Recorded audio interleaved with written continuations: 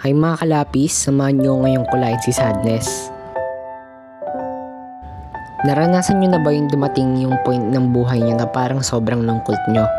Na parang hindi nyo malaman yung dahilan pero basta parang nararamdaman nyo na sobrang lungkot nyo. I've been there before. Na yung parang nararamdaman mo is malungkot ka kapag kakatapos lang nung masayang bagay na nangyari sa'yo. Yung pagkatapos ng masayang bagay na yun, lungkot naman yung kapalit yung pagkatapos nun, pag nawala yun. There was a time na pagkatapos ng New Year, parang ang lungkot-lungkot ko. Ewan ko, pero it feels something sad.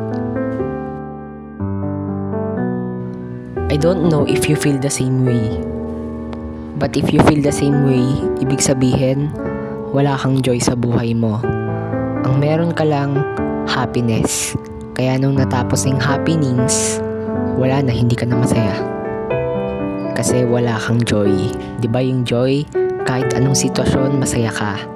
Pero yung happiness, kapag natapos yung happenings, hindi ka na happy. At para magkaroon ka ng joy sa buhay mo, kailangan mong isurrender yung buhay mo kay Lord. At hindi ibig sabihin na nakakaramdam ka ng kalungkutan ay iniwan ka na ni Lord. Sabi nga sa Psalm 34 verse 18, "The Lord is close to the brokenhearted and saves those who are crushed in spirit."